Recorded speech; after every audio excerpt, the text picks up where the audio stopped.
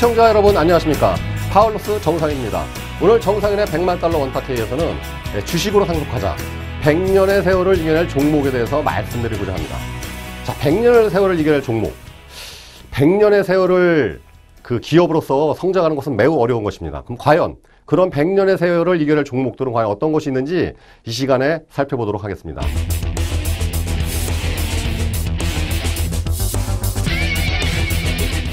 자, 항목별 세율에 대해서 이 세금의 문제에 대해서 먼저 우리 시청자 여러분께서 아셔야 되는데요. 금융이자 소득세는 15.4%입니다. 소득세는 물론 소득 구간에 따라 다르지만 최고 세율은 1억 5천만 원, 연 1억 5천만 원 초과 시 38%의 고율의 세금이 붙습니다. 지방세까지 포함하면 41.8%인 것이죠.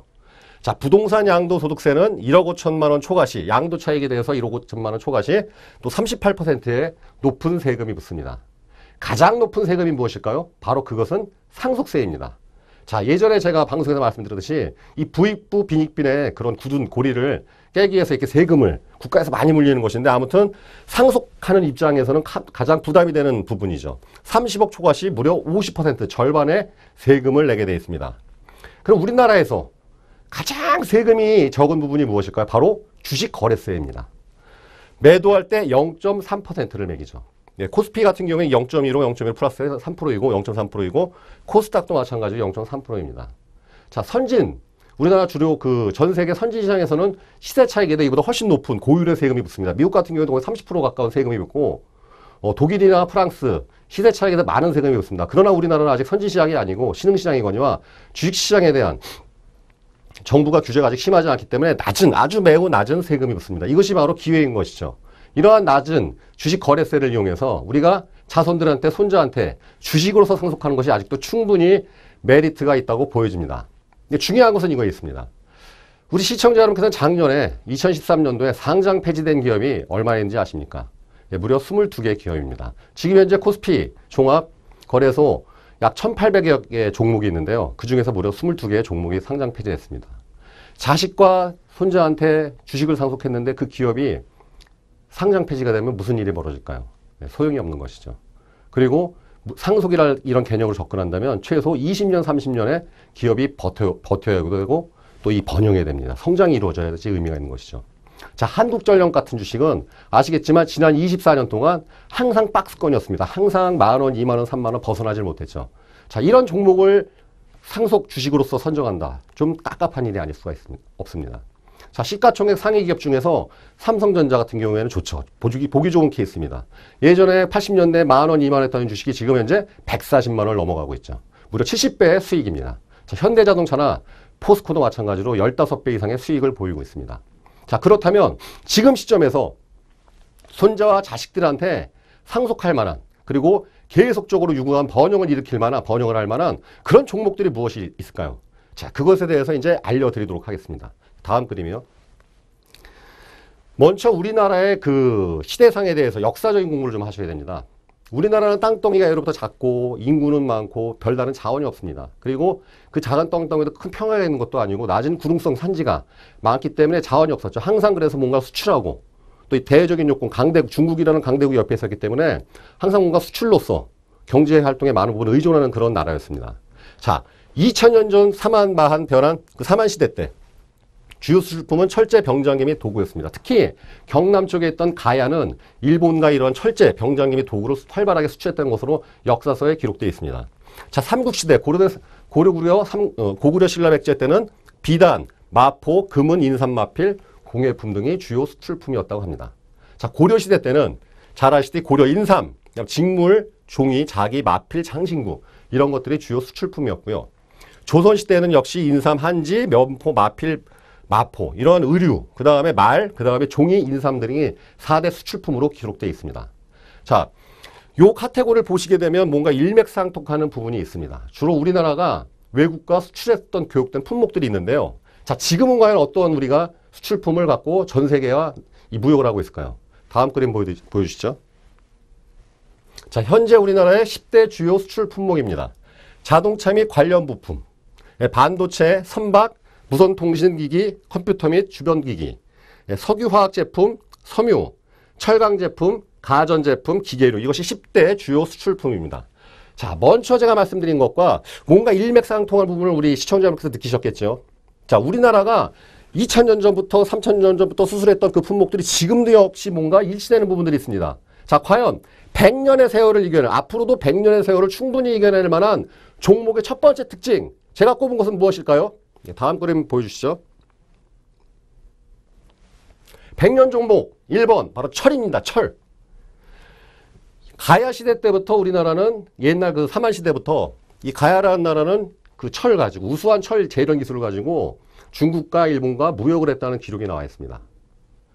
자, 성덕대한 신종이죠. 에밀레종입니다. 1200년 됐음에도 불구하고 지금도 전혀 균열이나 깨짐이 없고 지금도 소리를 낼 수 있습니다. 불가사의인 일이 아닐 수가 없죠. 이 1200년 전에 고도의 이 주조 기술을 갖고 있던 것이죠. 철을, 우리나라 민족 자체가 워낙 철을 잘 다루는 민족이라는 것을 알 수 있습니다. 미국 필라델피아에 있는 그 자유의 종은 300년이 채 안 됐음에도 불구하고 깨져 있습니다. 보통 종 같은 경우에 이게 이 주조인데요. 보통 이 주조하는 것들은 이 고도의 기술이 필요한데 이 철을 주조할 때 조금이라도 기포가 들어가거나 문제가 생기게 되면 100년의 세월은커녕 오랜 세월을 버텨낼 수가 없습니다. 그러나 우리나라 같은 경우에는 300년, 400년, 500년 된 종들이 너무나 많은 것이죠. 이 1200년 된 종도 지금까지 쓸 수 있고 뿐만 아니라 이 기술을 지금도 완벽하게 복제하기 힘든다는 것은 우리나라 선조가 예전부터 이 철을 다루는 엄청난 능력이 있었다는 것을 말하는 것입니다. 자, 종만 잘 다루나요? 세계 최초의 금속 활자본인 직지신경이 있지 않습니까?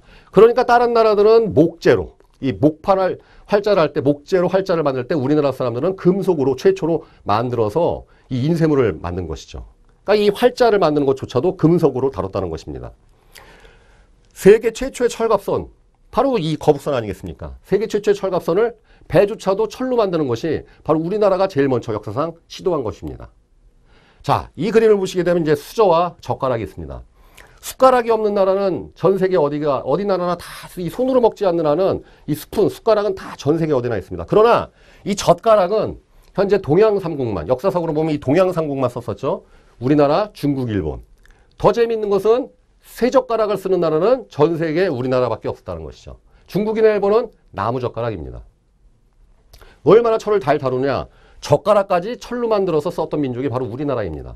그렇기 때문에 이 철을 다루는 기술을 우리나라가 예전부터 갖고 있었고 주변 그 나라들과 항상 그 철제 공예품이랄지 금속을 다루는 기술이 워낙 뛰어났기 때문에 2000년, 3000년 전에도 수출했으며 지금도 역시 그 유구한 문화가 이어지고 있습니다. 잘 아시겠죠? 포스코나 이런 것들이 왜 이 좁은 땅덩이에서 그런 기업들이 세계적인 인류 기업이 됐을까요? 다 이러한 2, 3천 년에 유구한 전통이 있었기 때문에 지금도 이어지고 있다고 저는 판단하고 생각됩니다. 자, 그럼 다음 또 종목 말씀드리겠습니다. 다음이요. 자, 100년의 세월을 이겨낼 종목 두 번째 카테고리는 바로 미세공정입니다. 미세공정. 자, 미세공정이라는 것은 무엇을 의미하느냐. 자, 신라시대 금관을 보시게 되면 지금도 정말 흉내내기 힘든 이 고도의 이 공예 기술이 있는 것이죠. 이 철을 또 그런 이 금속을 잘 다루는데 거기에 또 미세공정 기술을 손재주가 워낙 발달한 민족이 이 손기술이 발달한 민족이 우리나라 사람들이기 때문에 이 금관도 이렇게 오묘하게 아주 멋있는 예술품으로 만들어내는 것이죠. 고려자기도 마찬가지입니다. 이 고려자기도 이 엄청난 이 색깔과 또 문양 뿐만 아니라 이러한 이 조각기술 이런 것들이 이 다른 나라가 흉내낼 수 없는 우리나라만의 고유 기술인 것이죠. 전 세계에서 보면은 그 또 운동 경기에서 선수층은 정말 우리나라 얇은데 적은 선수층에도 불구하고 전 세계에서 두각을 나타내는 종목들의 공통점이 있습니다. 바로 이런 골프, 야구, 양궁. 뭘까요? 바로 손을 쓰는 운동입니다. 제가 생각하기에 우리나라는 아마 이 발을 쓰는 대표적인 운동인 축구에서는 월드컵에서는 전 세계 1등을 차지하기는 어려울 것 같습니다. 그러나 야구는 그게 가능했죠. 그리고 야구 선수로서도 물론 세계 두각을 나타내는 선수가 있죠. 양궁도 그렇고 골프도 그렇고 정말 얇은 선수층에도 불구하고 이 손에 관련된 이 운동을 하는 핸드볼도 마찬가지입니다. 항상 전 세계에서 세계 무대에서 두각을 나타내는 걸 볼 수 있습니다. 바로 우리나라가 이 손을 옛날부터 이 손 쓰는 것이 되게 이 능수능란한 민족이었던 것을 의미합니다. 그러니까 젓가락질도 이 쇠젓가락 갖고 이 콩자만 집어먹는 게 정말 쉬운 게 아니죠. 어느 방송에서 보니까 과학 그 잡지 이런 게 있었습니다. 포크를 쓸 때하고 쇠젓가락 쓸 때하고 뇌파를 촬영해 보니까 3배 이상의 차이가 나더라는 것이죠. 그만큼 두뇌를 촉진시키고 이 지능을 발달시키는 것이죠. 그래서 손을 쓰는 그런 운동에 두각을 나타내는 걸 볼 수 있고 대표적인 이 미세공정과 관련된 현대산업 중에 하나가 바로 조선업입니다. 이 중후장대한 산업이기 때문에 이것이 되게 큰 규모로서 이 산업의 미세공정과는 관련이 없을 거라고 보이는데 정반대입니다. 이 조선이라는 게 바로 결국 용접술과 설계기술 미세한 공정으로서 차이가 나는 것이죠. 왜냐하면 그렇기 때문에 고부가가치 산업이고 우리나라가 바로 두가 나타나는 것은 벌크선 그런 것이 아니라 바로 드릴십 같은 그런 고도의 미세공정에 필요한 이 거대 이 구조물에서 이 세계 인류의 자리를 다투는 것이죠. 뿐만 아니라 이런 반도체도 역시 미세공정의 대표적인 산업이기 때문에 우리나라가 지금도 전 세계에서 두각을 나타내는 세계 인류 기업이 탄생하는 그런 역사적인 배경을 지니고 있는 것입니다. 두 번째 바로 미세공정입니다. 자, 다음 그림. 예. 자, 100년 종목, 100년의 세월을 이겨낸 세 번째 카테고리 바로 마필입니다. 마필. 자동차. 역사에서 보면은 옛날 삼국시대부터 끊임없이 항상 우리나라 말이 중국과 일본에 수출이 있었습니다. 바로 이제 제주 조랑말 같은 말인 것이죠. 왜 우리나라에 이렇게 우수한 말이 있을까요? 그건 지정학적 요인도 있지만 바로 우리나라가 기마민족이었기 때문에 그렇습니다. 우리나라는 이 벼농사를 짓는 원래 민족이 아니라 기마민족이었습니다. 그래서 만주, 저 고구려, 요동 쪽으로부터 이렇게 내려온 이 기마민족이었던 것이죠. 그러니까 기마민족이었으니까 말에 대한 관심이 많고 좋은 말에 대한 이 욕구가 있으니까 그런 좋은 말을 생산할 수 있었던 것이고 주변 나라에 수출할 수 있었던 것이죠. 재미있게도 그런 말을 수출하는 나라가 지금 자동차를 수출하는 것은 정말 이것은 이 역사적인 것과 정말 일치하는 것입니다. 자, 세계를 주름잡는 주요 자동차 회사들은 최소 100년의 세월을 갖고 있습니다. 그럼 우리나라는 어떤가요? 40년 전까지만 해도 우리나라 차가 없었습니다. 변변한 차도 없었는데 남의 나라 차 가져다가 수입해서 한 나라가 불과 30년 만에 세계 6대 수출국으로서 자리매김할 수 있는 것은 바로 2-3천 년 동안 이 말을 수출했던 그런 역사적 배경이 있었던 것이죠. 이것이 정확히 일치돼서 우리나라가 자동차를 수출하는 것입니다. 말을 얼마나 좋아하냐면은 말에 관련된 아주 유명한 영화도 있죠. 지금은 사라졌지만 한 십몇 년 전에 이 비디오 가게를 장악했었던 유명한 또 영화도 있습니다. 에마 부인이라고 있습니다. 예. 아무튼 이렇게 말에 대해서 우리나라가 이렇게 마필에 대한 이 운송수단에 대한 이러한 그 유구한 역사적 전통이 있다는 것, 그것을 제가 세 번째 카테고리로 찍었습니다. 예, 다음 그림 부탁드리겠습니다. 자, 100년의 세월을 이겨낼 네 번째 카테고리 바로 한지, 종이입니다. 정보통신 분야라고 저는 이렇게 제가 명명을 했는데요. 이 종이와 정보통신하고 무슨 관련이 있느냐? 자, 우리나라 한지가 워낙 재질이 좋고 곱고 튼튼하고 단단해서 고려시대 때, 조선시대 때 이 중국에서 엄청난 수요가 있었다고 역사서에 기록되어 있습니다. 자, 왜 우리나라에서 하필이면 이 종이의 질이 좋고 종이 산업이 발달했을까요? 바로 기록 문화가 발달됐다는 뜻입니다. 종이가 필요한 이유는 바로 글을 저장하는 것이죠. 정보. 이 기록이라는 것은 바로 정보를 말합니다. 이 정보를 저장하는데 그것이 오래 버티려면 하드웨어인 종이가 튼튼하고 이 세월의 흐름에 견뎌낼 수 있어야 되는 것이죠. 그렇기 때문에 우리나라 종이가 아주 지금도 그 한지의 그 장점들이 새로 발견되고 있는데요. 이 한지가 그래서 발달됐던 것이죠. 자, 전 세계에서 창제자가 글자를 창제한 사람이 밝혀져 있는 유일한 글자가 바로 한글입니다. 왜 한글이 도대체 만들었을까요? 나란말 싸움이 중국에 따라 문자어로 서로 사마띠 아니할세. 세종대왕이, 그러니까 우리나라 사람들이 기마민족인 이유도 있습니다. 기마민족 특징은 성질이 급합니다. 보면은 이 민족의 그 근본이 이 벼농사를 짓는 민족들은 특징은 성격이 좀 느긋합니다. 왜냐면 벼농사라는 것은 시기와 때가 필요한 것이니까 내 마음이 아무리 급해도 수확이 나지 않습니다. 그러나 기마민족은 어떨까요? 내가 움직여서 쟁취하고 하면 되는 것이죠. 전쟁을 일으키거나 내가 달려가면 되는 것이니까 일반적으로 성격이 급합니다. 그 나라 민족들이 특징이. 근데 우리나라 이 세종대왕은요, 어떻게 보면 제가 봤을 때는 이 세종대왕께서는 성격이 급하신 거죠. 다른 나라 같은 경우에는 이 말과 문자가 그냥 좀 달라도 참고 살거나 아니면 그 문자 그냥 고쳐서 쓰는데 대표적인 게 일본의 히라카나 가타카나겠죠. 근데 우리나라는 어떻습니까? 세종대왕이 이 우리나라 말하고 중국말하고 다른데 똑같은 글자 쓰니까 뭔가 이 의사소통이 잘 안 되는 거죠. 그 다음에 그 양반들은 그나마 괜찮은데 일반 백성들은 글자를 모르니까 이 임금이 뭔가 명을 내려도 백성들은 알아먹지 못하고 마음은 급한데 좀 이렇게 좀 백성들이 다 이해를 해야 되는데 마음은 급하니까 어떻게 하겠어요? 집현전이 학자 모아갖고 야 때려쳐 그냥 중국 글자 쓰지 말고 우리나라 글자 만들자 해서 독창적인 천지인 세계 3대 체계로 해서 만든 글자가 바로 한글입니다. 이러한 종이를 바탕으로 그 종이에 쓰여지는 문자까지 만든 나라가 바로 우리나라인 것이죠. 그죠? 그 전에 또 이 금속 활자도 마찬가지입니다. 다른 나라는 그냥 목판 활자 쓸 때 우리나라는 책을 많이 찍어놔야 되는데 목판은 자꾸 이게 닳고 못 쓰게 되니까 금속 활자, 야 그냥 어려워도 우리 한번 금속 활자 만들어 보자. 그래서 만든 게 금속 활자. 그 다음에 아예 글자까지 야 우리만의 고유의 문자를 창제하자. 아주 배우기도 쉽고 쓰기도 쉬운 것. 그래서 만든 게 바로 한글인 것입니다. 재미있게도 그 한글이 지금 우리가 쓰는 그런 정보통신 문화에 컴퓨터나 스마트폰에 가장 최적화되어 있는 문자가 바로 한글인 것이죠. 전 세계가 부러워하죠. 한자 같은 경우에는 스마트폰으로 통신하기가 얼마나 어려운지 모릅니다. 써보시지 않으신 분은 모르요. 제가 중국에 계신 분 보니까 너무 답답하게 하시더라고요. 그래서 이런 문자가 성격은 급하죠. 정보에 대한 욕구는 강하죠. 그러니까 무슨 일이 벌어졌습니까? 결국은 우리나라에서 정보통신 문화가 꽃피우고 세계를 주름잡는 인류 기업들이 탄생하는 것이죠. 바로 이러한 정보와 그 정보를 소통하고자 하는 그런 빠른 욕구. 그러니까 이 좁은 땅덩이에서도 우리나라 가장 빠른 통신 수단이 LTE-같이 서비스가 전 세계에서 가장 빠르게 이루어지고 대중화되고 뿐만 아니라 외국에서 살다 오신 분들이 우리나라 오면은 그 얘기를 하더라고요. 전 세계에서 실시간으로 금융이체가 되는 나라가 우리나라밖에 없다고 그럽니다. 독일이나 미국 같은 경우도 하루, 대개는 이틀 걸리는데 우리나라에서만 실시간으로 모든 금융사 이체가 가능하다고 하는 것이죠. 성격이 급하고 빨리빨리 결정해야 되니까. 그러니까 그러한 급한 그 성정 때문에 여러 가지 무슨 건축이랄지 이런 거에서 문제도 일으켰지만 반대로 시간을 절약했기 때문에 짧은 시간에 다른 나라는 100년, 200년 걸린 것들을 불과 10년, 20년, 30년 만에 이루어낸 또 하나의 장점으로서 발현된 것이기도 합니다. 자, 그럼 다음 또 카테고리 보여드리겠습니다. 자, 파울로스가 또 정한 100년 종목 다음 카테고리 바로 바이오 헬스 분야입니다. 자, 우리나라 이 인삼은 옛날 삼국시대부터 약간 유명했거든요. 그 다음에 특히 고려시대 때 아주 꽃을 피웠죠. 지금도 이 고려인삼은 전 세계 주요 술품에 자리매김되어 있습니다.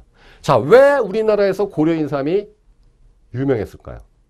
바로 우리나라 사람들이 약을 좋아하기 때문에 그렇습니다. 약을 참 좋아하죠, 약을. 전 세계에서 항생제 오남용이 가장 심한 나라가 바로 우리나라입니다. 약을 엄청 좋아하죠. 저도 오늘 아침 출근할 때 약 먹고 나왔습니다. 영양제, 비타민C 무슨 약. 뿐만 아니라 보약. 우리나라에서 참 보약 좋아하죠. 시청자 여러분들 보약 좋아하시죠? 보약 한 채 먹어라, 뭐 해라. 그러니까 약을 이렇게 좋아하는데 약을 좋아하는 나라에서 좋은 약재가 나오는 건 지극히 당연한 것입니다. 지극히 당연하죠. 그건 일맥상통하는 것이죠. 근데 재미있게도 아직 제가 의아해하는 것은 이렇게 약을 좋아하는 민족이 아직 세계적인 제약회사가 없다는 것은 아이러니한 것인데 제가 생각되기에는 제가 예측건데 분명히 20, 30년 이내에 전 세계를 주름잡는 제약회사가 나오지 않을까. 저는 그렇게 생각합니다. 왜냐하면 약을 워낙 좋아하는 민족이기 때문에 그렇습니다. 약을 좋아하고. 그러니까 뱀탕, 보신탕 왜 좋아할 거예요? 다 이게 보약이 아니겠습니까? 예. 제가 생각하기엔 그래서 그 삼성의 이건희 회장도 앞으로 우리나라를 먹여 살 신수종 사업으로서 바이오헬스를 지목했듯이 분명 우리나라 현재 제약회사 중에서 상장된 회사 중에서 한 10년이나 20년 뒤에는 전 세계를 이 제약회사들과 어깨를 나란히 할 그런 세계적인 바이오 헬스 기업이 나올 거라고 저는 예측합니다. 다음이요.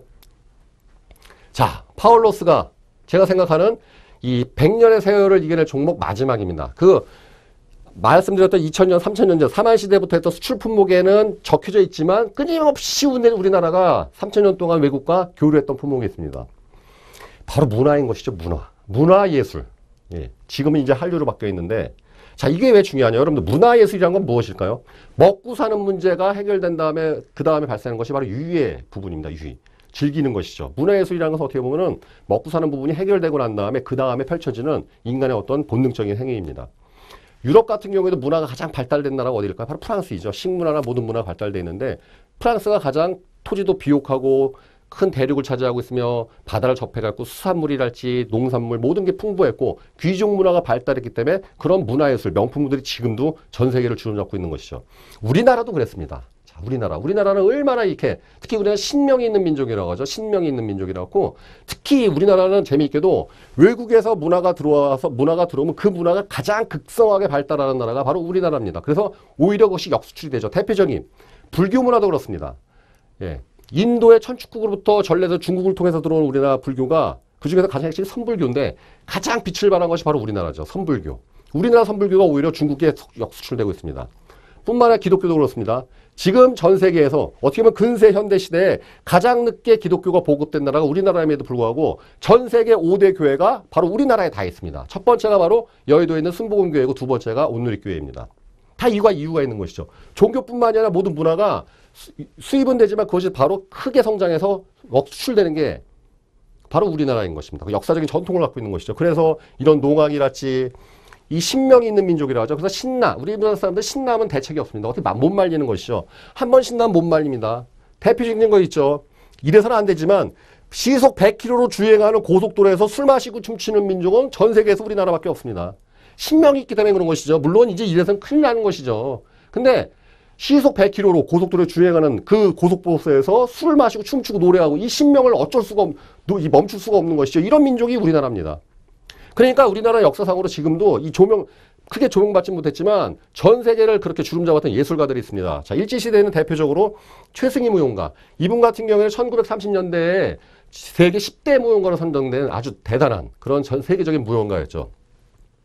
여기 지금 사진에 나오는 분은 바로 정율성 작곡가라고 합니다. 정율성 선생님이라고 중국 인민해방군가를 작성한 사람이죠. 지금도 중국 3대 음악가로 추앙받고 있으며 중국에서 이런 아주 유명하신 우리나라에서는 지금 이제서야 이제 이게 조명받고 계시는데 알려지지 않았지만 중국에서는 아주 유명한 그 음악의 대부입니다. 자, 비디오 아티스트 백남준 선생님. 자, 이러한 분들이 이 좁은 땅덩이에 참 사람 인구가 많지 않음에도 불구하고 전 세계에 뻗쳐나가서 두각을 나타낸다는 건 다 이유가 있는 것이 바로 문화민족이고 항상 이러한 문화를 수취했던 민족의 흐름이 있는 것입니다. 자, 지금은 그럼 어떻게 됐나요? 역시 소녀시대, 2NE1, 그 다음에 좀 얼마 전에 이제 폭발적인 일으키는 별그대. 다 이게 이유가 있는 것이죠. 제가 지난번 방송에서 말씀드렸듯이 2000년대 초반에 대중문화, 일본 대중문화 개방할 때만 해도 그때 뉴스나 매스컴을 보면 난리가 났었습니다.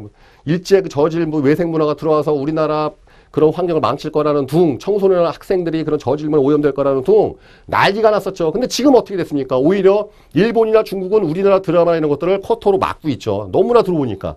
그러니까 우리나라 이러한 예능 문화랄지 이런 모든 문화가 전 세계로 수출되는 건 다 이유가 있는 것이 바로 2000년, 3000년의 이 유구한 전통이 있기 때문에 지금도 수출도 이루어지는 것입니다. 그렇기 때문에 앞으로도 100년의 세월을 이겨내고 유구한 번영을 이겨낼 마지막 제가 카테고리로서 문화를 꼽은 것입니다.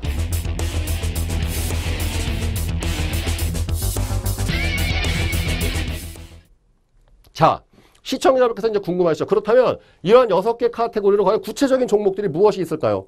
어떠한 종목들을 우리 자식과 손자들한테 물려주면 세금도 엄청나게 절약할 수 있고 또 부유함을 또 같이 상속할 수 있는 것이 되는 것이냐? 그 구체적인 종목은 다음 이 시간에 제가 공개하도록 하겠습니다. 다음 프로그램 꼭 시청해 주시고요. 지금 우리나라가 이 전국적으로 국가적으로 지금 애도와 이 슬픔의 분위기에 젖어 있습니다. 저도 자식을 가진 그 부모로서 참 가슴이 아프죠. 그러나 이럴 때일수록 우리는 비전과 꿈과 희망을 잊어서는 안 됩니다. 어쩌면 이제는 좀 자리를 털고서 다시 기운을 찾아서 우리 시청자 여러분께서도 좀 힘을 내셔야 할 때가 아닙니다. 오늘 프로에서는 제가 좀 힘을 내드릴 그런 많은 내용을 말씀드렸는데요. 시청자 여러분께서 다음에 이 시간에 만날 때는 좀 더 밝은 눈빛과 밝은 모습으로서 찾아뵙도록 감사하겠습니다. 이상으로 마치겠습니다. 감사합니다.